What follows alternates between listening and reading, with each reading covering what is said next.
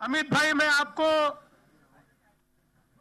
ये बताना चाहता हूं कि ये जो कार्यकर्ता यहां पर आए हैं, ये सुबह सुबह निकलकर आपके स्वागत के लिए 5:30-6 बजे निकले और 7, 7:30, 8 बजे से सारे कार्यकर्ता यहां पर आकर मौजूद है। आणि मी या सगळ्या आपल्या कार्यकर्त्यांचं मनपूर्वक अभिनंदन करतो। आपल्या सगळ्यांच्या वतीनं आपले राष्ट्रीय अध्यक्ष अमित भाई शाह यांचं या नगरीमध्ये स्वागत करतो। आई अंबाबाईचा आशीर्वाद त्यांना आपल्याला सगळ्यांना मिळावा, छत्रपती शाहू महाराजांचा आशीर्वाद आपल्याला मिळावा, छत्रपती शिवाजी महाराजांचा आशीर्वाद आपल्याला मिळावा, या दृष्टीनं आज खरं म्हणजे अमित भाई शाह यांची सुरुवात एक प्रकारे आपल्या या कोल्हापूर नगरीतनं होते आहे। ही आपल्या सगळ्यांकरता अत्यंत आनंदाची गोष्ट आहे। निवडणुकीच्या काळामध्ये ते निश्चित पुन्हा या ठिकाणी येतील, पण आज आपण त्यांना एकच शब्द दिला पाहिजे। या महाराष्ट्रामध्ये ज्या प्रकारे लोकसभेच्या निवडणुकीमध्ये परिवर्तनाचा मंत्र आपण दिला, राष्ट्रवादी काँग्रेस आणि काँग्रेसला धाराशायी केलं, त्याचप्रमाणे आता विधानसभेमध्ये देखील काँग्रेस राष्ट्रवादी काँग्रेसला आपण धाराशायी केल्याशिवाय राहणार नाही। एवढाच मंत्र आज या निमित्ताने आपल्याला द्यायचा आहे। खरं म्हणजे खूप गोष्टी या ठिकाणी बोलता येतील, पण आपल्याला अमित भाईंना ऐकायचं आहे आणि म्हणून आपल्या सर्वांच्या वतीनं मी पुन्हा एकदा त्यांचं मनपूर्वक स्वागत करतो आणि माझं बोलणं संपवतो। धन्यवाद। जय हिंद, जय महाराष्ट्र। या ठिकाणी आताच देवेंद्रजींनी उल्लेख केल्याप्रमाणे सकाळची वेळ असून सुद्धा मोठ्या संख्येने या ठिकाणी आपण सगळे उपस्थित आहोत। या निवडणुकांच्या दृष्टीने आणि या जिल्ह्यातले खूप प्रतिष्ठित एक 2 मिनिटं फक्त थांबा। अमित भाई भाषणाला उभं राहिल्यानंतर ते एक फोटो घेतील, नंतर सगळे खाली बसतील। प्लीज, हे सगळं आपल्यासाठीच चाललंय आणि मी पत्रकारांना विनंती करणार आहे की अमित भाई भाषणाला उभं राहिल्यानंतर 1-2 फोटो जे घ्यायचे ते घेऊन सगळ्यांनी प्लीज खाली बसा, कारण अगदी पहाटेपासून निघून लोक या ठिकाणी आलेत। नाही 5 मी मांडलं की आता नवीन बसा बसा बसा काकाणीजी बसा बसा खाली। या जिल्ह्यात अनेकांच्या भुवया उंचाव्यात असे अनेक मान्यवर मंडळी या ठिकाणी आलेत। मान्य अमल महाडिक इथे आलेत, मान्य जयंत पाटील आलेत, मान्य बापू कोंडेकर आलेले आहेत, त्या ठिकाणी गोकुळचे माजी चेअरमन अरुण डोंगरे आलेत, माणिक पाटील सुळेकर आहेत, प्राध्यापक मांगले आहेत, चंद्रकांत जाधव आहेत, बापू कोंडेकर आहेत, राजू माने आहेत, अशी कितीतरी मंडळी आलेली आहेत की आम्हाला खूप आनंद होतोय की भारतीय जनता पार्टी या जिल्ह्यामध्ये वाढते। मी प्रगती नागरी सहकारी पतसंस्थेचे हरिभाई यांनी त्यांच्या सहकार्यानं त्यांनी जो 1,11,111 चा पूरग्रस्तांसाठी चेक आणलाय तो त्यांना देतील। आणि मी तुम्हाला पुन्हा आवाहन करेन की आज हार पुष्पगुच्छांच्या ऐवजी आपण इथल्या बॉक्सेसमध्ये पैसे टाकायचं आवाहन केले ते आपण करावं। आज संध्याकाळी ते सगळे पैसे एकत्र करून त्याचा चेक करून आपण पंतप्रधान निधीला पाठवणार आहोत। हरिभाई पटेल, हरिभाई लवकर। सांगलीने सुद्धा 1.25 लाख दिलेले आहेत।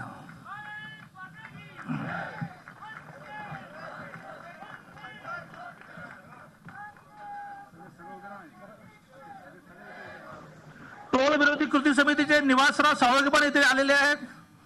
एखादं नाव दिग्विजय खानविलकरांचे चिरंजीव 5 टर्म जे आमदार होते, मिनिस्टर होते, असे दिग्विजय खानविलकरांचे चिरंजीव बाबा खानविलकर या ठिकाणी आलेत। असे खूप मान्यवर आहेत। माझ्या बाजूने चुकून एखादं नाव राहिलं असेल तर मला आपण सगळेजण मी राहून गेलाय असं मानून माफी मागत। मी मान्य अमित भाई, देवेंद्रजी, विनोदजी या सगळ्यांना विनंती करतो की शाहू महाराज, डॉक्टर बाबासाहेब आंबेडकर आणि महात्मा ज्योतिराव फुले यांच्या प्रतिमेला वंदन करून मान्य अमित भाईंनी भाषणाला सुरुवात करावी।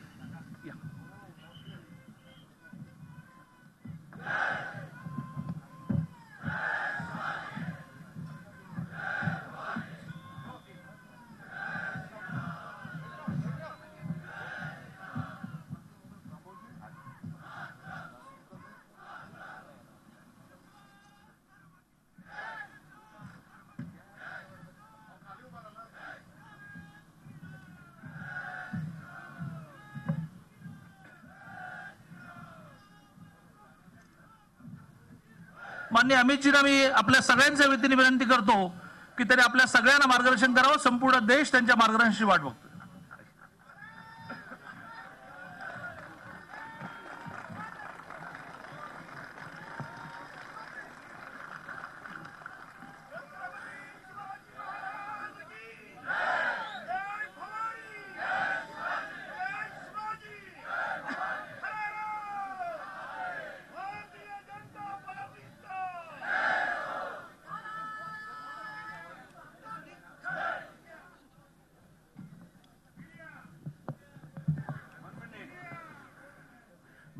बैठ जाएंगे, आप चिंता मत करिए.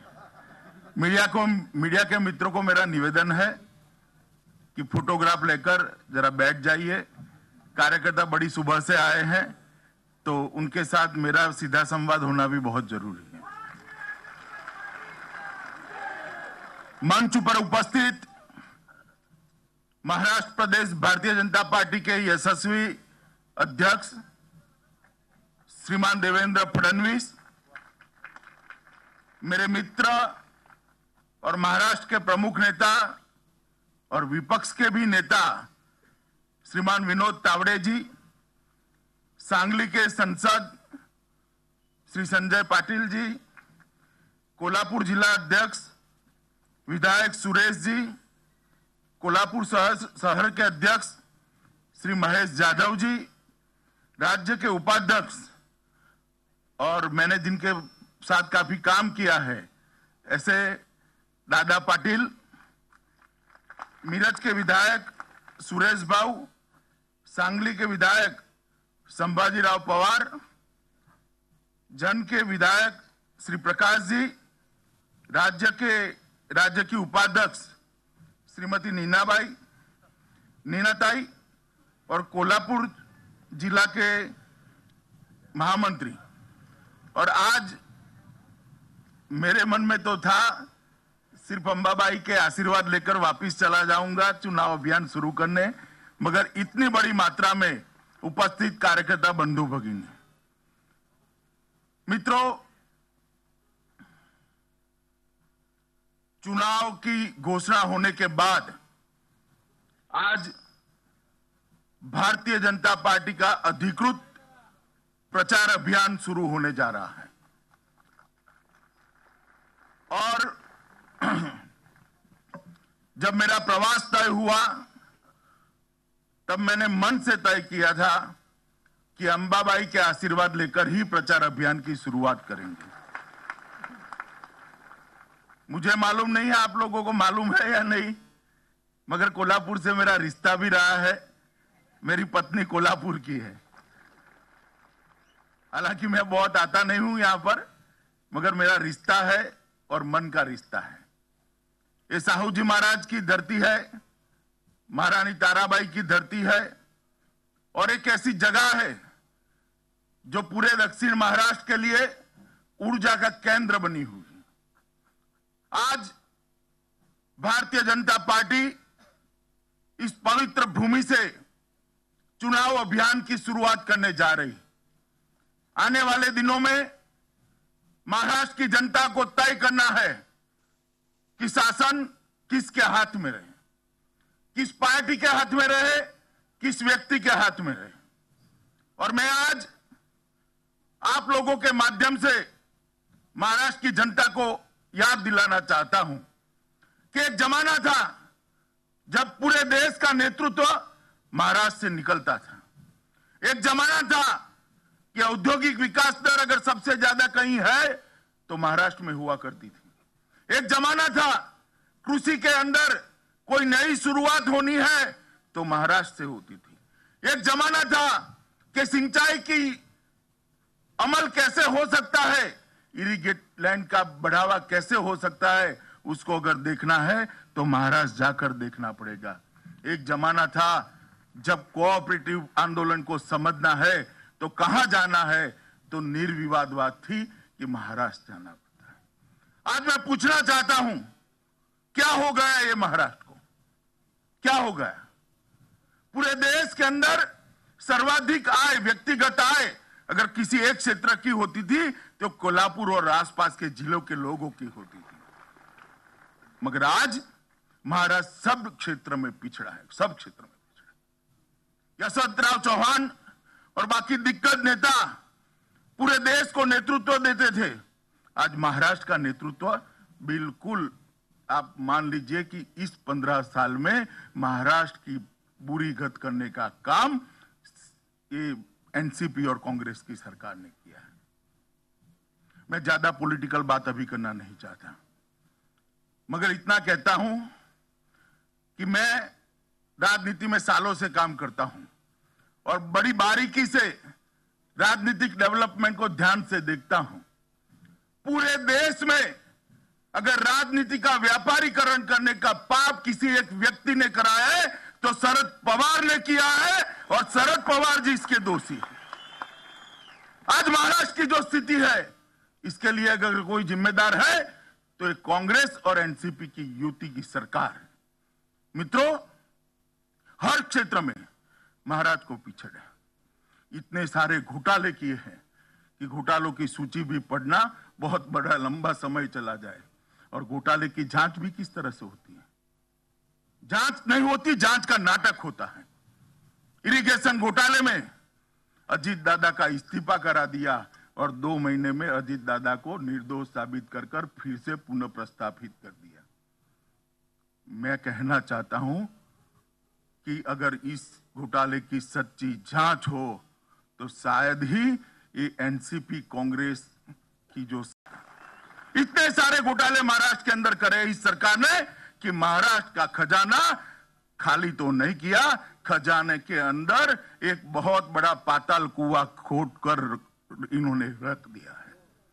हमारी अगर सरकार भी आई ना तो उसके सामने बड़ा कठिन कार्य है महाराष्ट्र को अपना पुनः वैभव दिलाने का।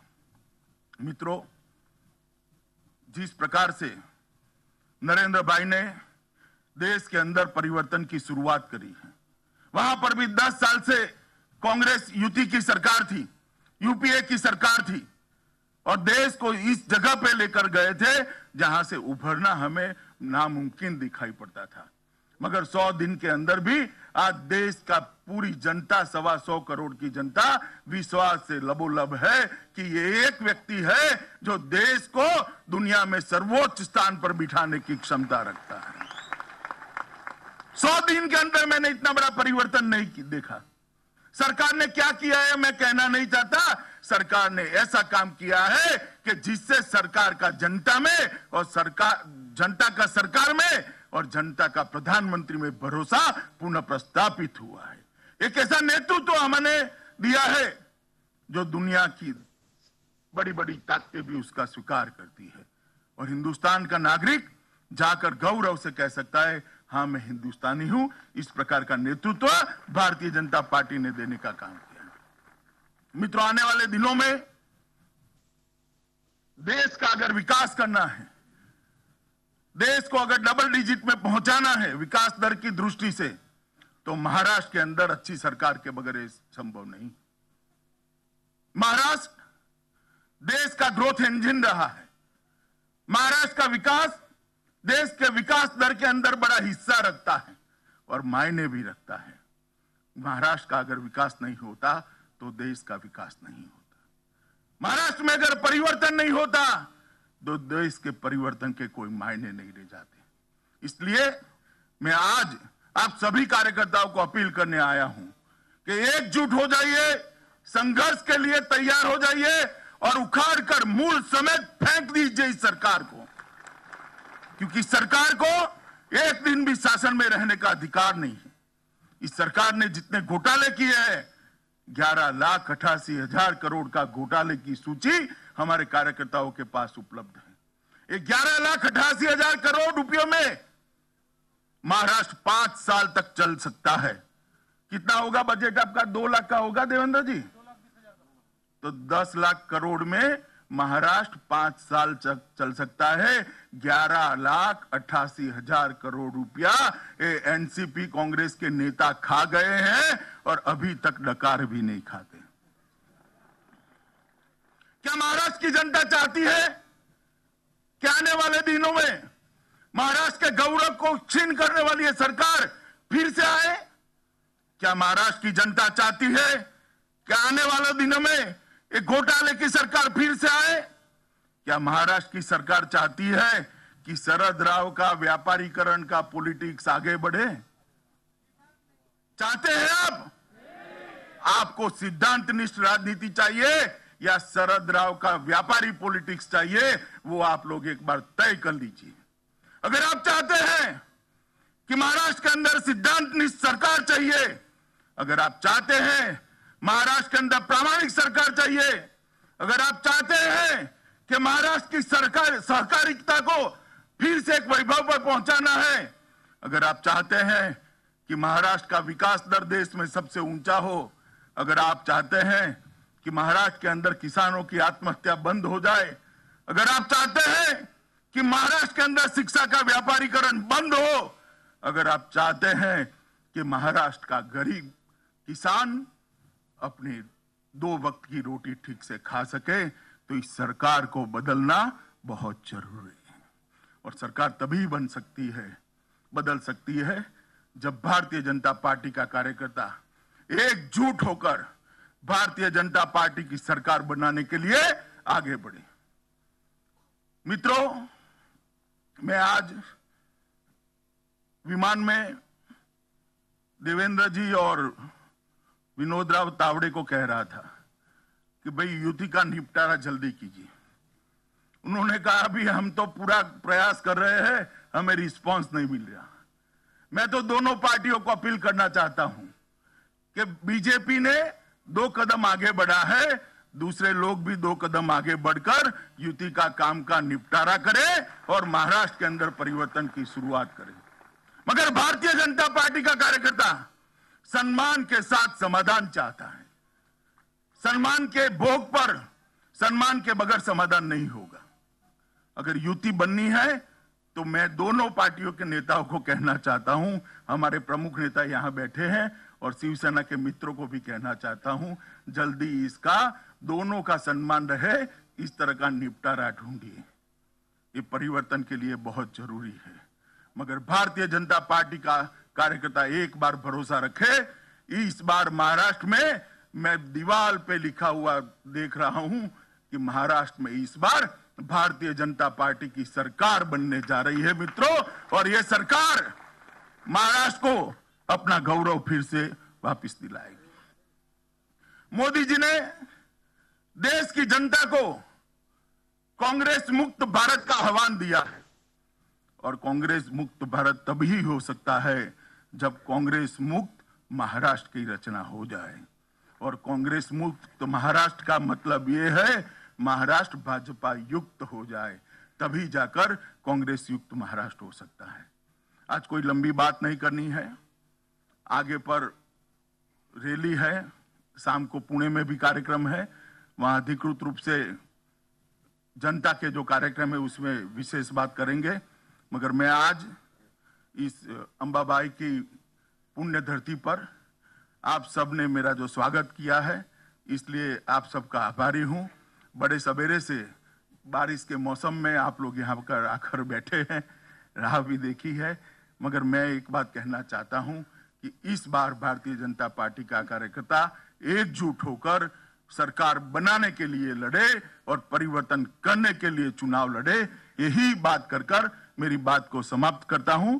भारत माता की। सर्वांचे आभार। सर्वांनी शांतपणे आपापल्या गावी जायचंय।